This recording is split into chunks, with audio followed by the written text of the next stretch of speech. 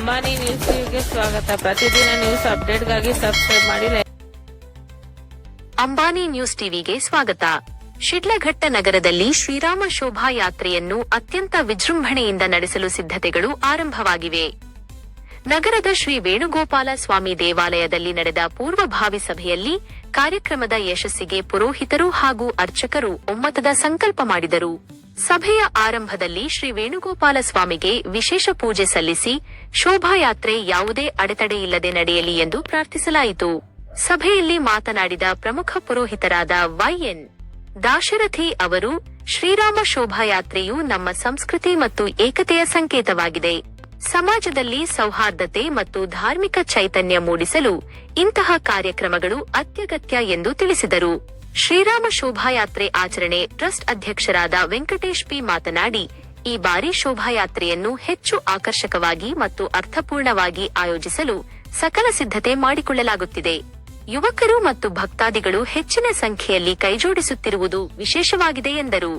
ನಗರ ಹಾಗೂ ಗ್ರಾಮಾಂತರ ಭಾಗಗಳಿಂದ ಸಾವಿರಾರು ಭಕ್ತರು ಭಾಗವಹಿಸುವ ನಿರೀಕ್ಷೆಯಿದ್ದು, ಯಾತ್ರೆಯನ್ನು ಸಂಪೂರ್ಣ ಶಾಂತಿಯುತವಾಗಿ ನಡೆಸಲು ತೀರ್ಮಾನಿಸಲಾಯಿತು.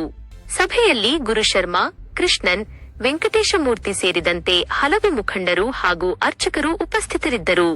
ಒಟ್ಟಾರೆಯಾಗಿ ಶಿಡ್ಲಘಟ್ಟದಲ್ಲಿ ಶ್ರೀರಾಮನಾಮದ ಜಯಘೋಷ ಮೊಳಗಲು ಕ್ಷಣಗಣನೆ ಆರಂಭವಾಗಿದ್ದು, ಇಡೀ ನಗರ ಭಕ್ತಿ ಸಂಭ್ರಮದಲ್ಲಿ ಮುಳುಗಲು ಸಜ್ಜಾಗಿದೆ. ನಮ್ಮ ಚಾನೆಲ್ ಸಬ್ಸ್ಕ್ರೈಬ್ ಮಾಡಿ, ಸಪೋರ್ಟ್ ಮಾಡಿ.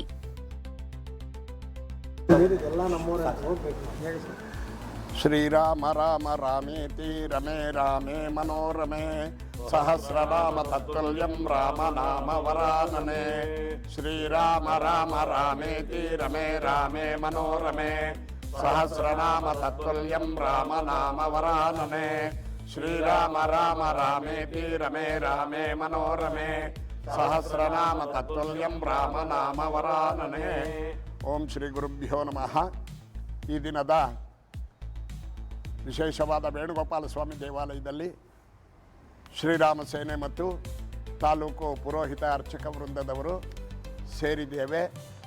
ಇದರ ಮೂಲ ಉದ್ದೇಶ ದಿನಾಂಕ 7 ಜೂನ್ 2026ರಂದು ಪಟ್ಟಣದ ಎಲ್ಲ ಸನಾತನ ಧರ್ಮದ ಶ್ರೀರಾಮ ಭಕ್ತರ ಶೋಭಾಯಾತ್ರೆ ನಡೆಯಲಿದೆ. ಶೋಭಾಯಾತ್ರೆ ಹನುಮಂತಪುರ ಗೇಟ್ ಶ್ರೀ ಆಂಜನೇಯ ಸ್ವಾಮಿಯವರ ದೇವಾಲಯದಿಂದ ಹೊರಡಲಿದೆ.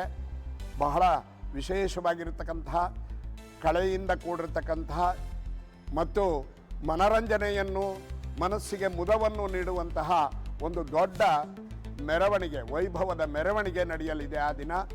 ಆದ್ದರಿಂದ ಶಿಡ್ಲಘಟ್ಟ ಪುರದ ಮತ್ತು ಶಿಡ್ಲಘಟ್ಟ ಕ್ಷೇತ್ರದ ಎಲ್ಲ ಗ್ರಾಮಗಳ ಭಕ್ತರು ಮತ್ತು ಸನಾತನ ಧರ್ಮೀಯರು ಆಗಮಿಸಿ ಈ ಶೋಭಾಯಾತ್ರೆಗೆ ವಿಶೇಷವಾದ ಕಳೆಯನ್ನು ಕೊಟ್ಟು ಶ್ರೀರಾಮಚಂದ್ರನ ಕೃಪೆಗೆ ಪಾತ್ರರಾಗಬೇಕಾಗಿ ತಮ್ಮಲ್ಲಿ ಸವಿನಯ ಪ್ರಾರ್ಥನೆಯನ್ನು ನಾವು ಮಾಡಿಕೊಳ್ತಾ ಇದ್ದೀವಿ. ಜೈ ಶ್ರೀರಾಮ.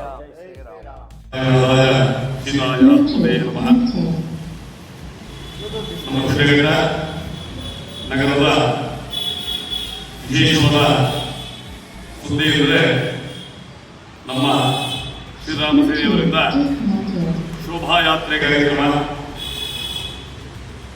7ನೇ ತಾರೀಕು ಜೂನ್ ತಿಂಗಳು 2026 ಬೆಳಗ್ಗೆ ಈ ಒಂದು ಕಾರ್ಯಕ್ರಮದಲ್ಲಿ ಎಲ್ಲ ಹಿಂದೂ ಬಾಂಧವರೆಲ್ಲ ಭಾಗವಹಿಸಿ ಈ ಕಾರ್ಯಕ್ರಮವನ್ನು ತುಂಬ ಯಶಸ್ಸಾಗಿ ಶ್ರೀರಾಮಚಂದ್ರಮೂರ್ತಿಯವರ, ಆಂಜನೇಯ ಸ್ವಾಮಿಯವರ ಆಶೀರ್ವಾದಗಳನ್ನು ಪಡೆದು ನಮ್ಮ ಈ ಭಾರತ ರಾಷ್ಟ್ರ ಸನಾತನ ಹಿಂದೂ ಧರ್ಮ ರಾಷ್ಟ್ರ.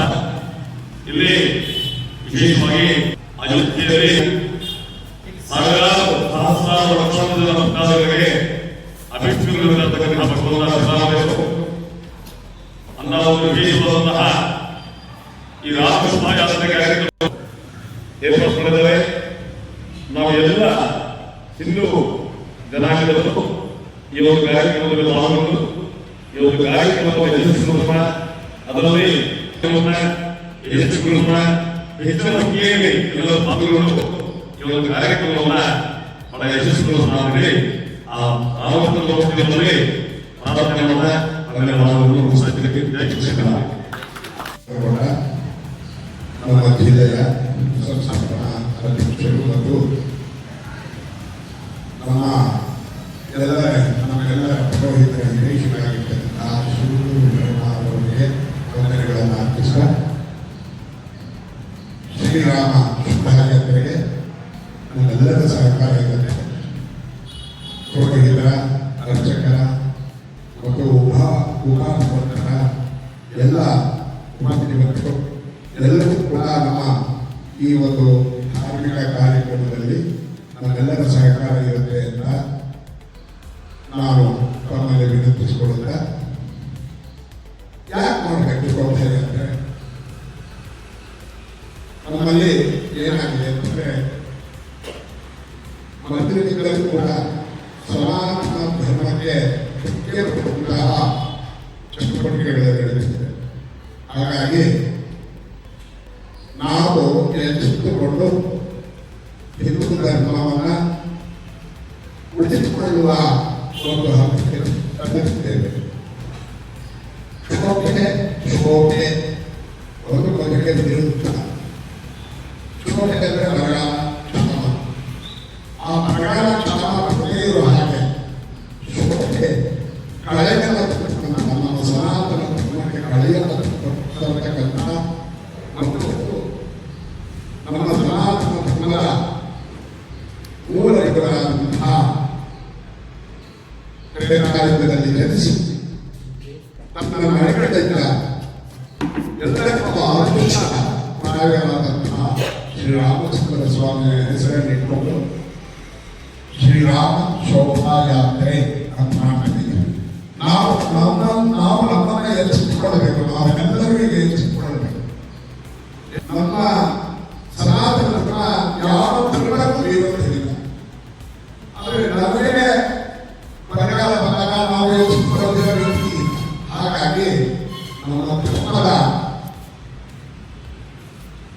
ಏಳಿಗೆಯಿಂದ ಬಯಸಲು ವಿಶೇಷವಾಗಿ ಈ ಶ್ರೀರಾಮ ಸೇನೆ ಅನ್ನುವಂಥದ್ದು ಉದ್ಭವ ಆಗಿದೆ. ಶ್ರೀರಾಮ ಸೇನೆ ಯಾರು? ಯಾರು? ಎಲ್ಲ ದೇವತೆಗಳು. ನಿಮಗೆಲ್ಲರಿಗೂ ನಮ್ಮ ಪ್ರೋತ್ಸಾಹ ಇರುತ್ತೆ. 7ನೇ ತಾರೀಕು ನಾವು ಇನ್ನಷ್ಟು ನಮ್ಮ ಸಹೋದ್ಯೋಗಿಗಳನ್ನು, ನಮ್ಮ ಮಿತ್ರರನ್ನು ಸೇರಿಸ್ತೀವಿ. ನೀವು ಎಲ್ಲ ಸೇರಿಸಿ ಬಹಳ ವೈಭವವಾಗಿ ಈ ಯಾತ್ರೆಯನ್ನು ಮಾಡೋಣ. ಜನರಿಗೆ ಜಾಗೃತಿಯನ್ನು ಮೂಡಿಸೋಣ. ನಮ್ಮ ಸನಾತನ ಧರ್ಮದ ಏಳಿಗೆಗೋಸ್ಕರ ನಾವು ಜಾಗೃತಿಯನ್ನು ಬೆಳೆಸೋಣ, ಮೂಡಿಸೋಣ ಅಂತ ಹೇಳಿ ನನ್ನ 2 ಮಾತುಗಳನ್ನು ಮುಗಿಸ್ತೇನೆ. ಜೈ ಶ್ರೀರಾಮ್. ನಮ್ಮ ಪುರೋಹಿತರೇ ಹಿರಿಯರಿಗೆ ನಮಸ್ಕರಿಸುತ್ತಾ, ಏನು ನಾವು ಮುಂದಿನ ತಿಂಗಳು 7ನೇ ತಾರೀಕು ಭಾನುವಾರ 11 ಗಂಟೆಗೆ ಹನುಮಂತಪುರ ಗೇಟ್ ಬಳಿ ಇರುವ ಶ್ರೀ ವೀರಾಂಜನೇಯ ಸ್ವಾಮಿ ದೇವಸ್ಥಾನದಿಂದ ಯಾತ್ರೆಯನ್ನು ನಿಗದಿಪಡಿಸಿರ್ತೀವಿ. ಈ ಯಾತ್ರೆಯಲ್ಲಿ ನಾವೆಲ್ಲ ಹಿಂದೂಗಳು ಒಂದು ಅನ್ನೋ ಒಂದು ಸಂಕೇತದಿಂದ ಈ ಯಾತ್ರೆಯನ್ನು ನಾವು ಮಾಡಬೇಕು ಅಂತ ಶ್ರೀರಾಮ ಶೋಭಾಯಾತ್ರೆ ಆಚರಣಾ ಟ್ರಸ್ಟ್ ವತಿಯಿಂದ ನಿರ್ಧಾರ ಮಾಡಿ ಈ ಯಾತ್ರೆಗೆ ಶಿಡ್ಲಘಟ್ಟ ತಾಲೂಕಿನ ಸಮಸ್ತ ಹಿಂದೂ ಜನತೆಗಳ ಸಹಾಯ ಕೋರಿ ಬಂದು ಎಲ್ಲರೂ ಎಲ್ಲರೂ ಆಗ್ಬೋದು, ಯಾವುದೇ ಒಬ್ಬ ಜಾತಿ ಮುಖಂಡರುಗಳಾಗಲಿ, ಯಾವುದೇ ಒಂದು ಸಂಘಟನೆಗಳಾಗಲಿ, ಅದೇ ರೀತಿ ನಾವು ಕೂಡ ತಮ್ಮ ಬೆನ್ನೆಲುಬಿಗೆ ನಿಂತೀರಿ. ಆ ಕಾರ್ಯಕ್ಕೆ ನಮ್ಮದು ಒಂದು ಸಹಕಾರ ಇರಲಿ ಅಂತ ಹೇಳ್ತಾ ಇದ್ದಾರೆ. ಸ್ವಾಮಿಗಳು ಹೇಳ್ದಂಗೆ ನಾವು ಶೋಭಾಯಾತ್ರೆ ಯಾಕೆ ಮಾಡಬೇಕು ಅಂದರೆ ಹಿಂದೂ ಸಮಾಜದ ಏಳಿಗೆಗಾಗಿ. ಹಿಂದೂ ಸಮಾಜದಲ್ಲಿ ಜಾತಿ ಅನ್ನೋ ಒಂದು ಭೂತ ಇದೆ. ಆ ಭೂತ ಎಲ್ಲ ನಾವು ಹೋಗಿ ರಾಜಕೀಯನ ನೆಕ್ಸ್ಟು ಜಾತಿ ಬೇಡ, ನಾವೆಲ್ಲ ಒಂದು ಹಿಂದೂಗಳು ಅನ್ನೋ ಒಂದು ಮನೋಭಾವ ಇಟ್ಕೊಂಡು ನಾವು ಯಾತ್ರೆಯಲ್ಲಿ ಪಾಲ್ಗೊಳ್ಬೇಕು. ಈ ಯಾತ್ರೆಯಲ್ಲಿ ಪಾಲ್ಗೊಂಡು ನಾವೆಲ್ಲ ಹಿಂದೂಗಳು ನಮ್ಮ ಐಕ್ಯತೆ ಆಗಲಿ, ನಮ್ಮ ಸನಾತನ ಧರ್ಮದ ಐಕ್ಯತೆಯನ್ನು ನಾವೆಲ್ಲ ನೋಡಿಸ್ಬೇಕು. ಮುಂದಿನ ಪೀಳಿಗೆ ಎಲ್ಲ ನೆಮ್ಮದಿಯಾಗಿ ಬದುಕಬೇಕು ಅಂದರೆ ಇಂತಹ ಯಾತ್ರೆಗಳು ನಡಿಬೇಕು. ಇಂಥ ಯಾತ್ರೆಗಳು ಎಲ್ಲೇ ಯಾರೇ ಮಾಡ್ತೀವಿ ಅಂತ ಮುಂದೆ ಬಂದಾಗ ನಾವೆಲ್ಲ ಮುಂದೆ ನಿಂತು ಅವ್ರಿಗೆ ಸಪೋರ್ಟ್ ಮಾಡಬೇಕು. ಅದೇ ನಿಟ್ಟಿನಲ್ಲಿ ಈಗ ಈ ಶೋಭಾಯಾತ್ರೆಯಲ್ಲಿ ಏನೇನು ಭಾಗವಹಿಸುತ್ತೆ ಅಂತ ಹೇಳಿದರೆ, ಈಗ 12 ಅಡಿ ಎತ್ತರದ ಶ್ರೀರಾಮನ ವಿಗ್ರಹ ಬರುತ್ತೆ. ಅದೇ ರೀತಿ 10 ಅಡಿ ಎತ್ತರದ ಶಿವನ ವಿಗ್ರಹ ಬರುತ್ತೆ. ಹನುಮಾನ್ ವೇಷಧಾರಿ ಬರುತ್ತೆ, ನರಸಿಂಹಸ್ವಾಮಿ ವೇಷಧಾರಿ ಬರುತ್ತೆ, ಅದೇ ರೀತಿ ಡ್ರೋನ್ ಆಂಜನೇಯ ಸ್ವಾಮಿ ಬರುತ್ತೆ, ಮತ್ತು ಕಲಾ ತಂಡಗಳು ಬರುತ್ತೆ, ನಾಸಿಕ್ ಡೋಲ್ ಬರುತ್ತೆ, ಇನ್ನೂ ಹಲವಾರು ಕಲಾ ತಂಡಗಳೊಂದಿಗೆ ಈ ಮೆರವಣಿಗೆ ಬರುತ್ತೆ. ನೀವೆಲ್ಲ ಈಗ ನಮಗೆ ಬೆನ್ನೆಲುಬಾಗಿ ನಿಲ್ತೀನಿ ಅಂತ ಈಗ ಬಂದಿದ್ದೀರಿ. ತಮಗೆಲ್ಲ ಶಿರಸ್ಸು ಬಾಗಿ ನಾವು ನಮಸ್ಕರಿಸ್ತಾ ಇದ್ದೀರಿ. ನಾವೇನು ಹಿಂದೂ ಸಮಾಜ ಒಗ್ಗೂಡಿಸ್ಬೇಕು ಅಂತ ನಾವೆಲ್ಲ ಇಲ್ಲಿ ಮನೆ ಮಠ ಬಿಟ್ಟು ಒಂದು ತಿಂಗಳಿಂದ ಕೆಲಸ ಕಾರ್ಯ ಮಾಡ್ತಾಯಿದ್ದೀರಿ. ಇದು ನಮ್ಮ ಸ್ವಾರ್ಥಕ್ಕೆ ಯಾರು ಮಾಡ್ತಾ ಇಲ್ಲ, ಇಲ್ಲಿ ನಮ್ಮ ಹಿಂದೂ ಸಮಾಜದ ಏಳಿಗೆಗಾಗಿ ಮಾಡ್ತಾ ಇದ್ದೀರಿ. ಈ ಯಾತ್ರೆಗೆ ನೀವೆಲ್ಲ ನಮಗೆ ಬೆನ್ನೆಲುಬಾಗಿ ನಿಲ್ಲಬೇಕು ಅಂತ ಮತ್ತೊಮ್ಮೆ ನಿಮಗೆ ಶಿರಸ್ಸು ಹೊಂಚಿ ನಾವು ವಂದನೆಗಳು ಹೇಳ್ತಾ ಇದ್ದೀರಿ. ಜೈ ಶ್ರೀರಾಮ್, ಜೈ ಶ್ರೀರಾಮ್, ಜೈ ಶ್ರೀರಾಮ್.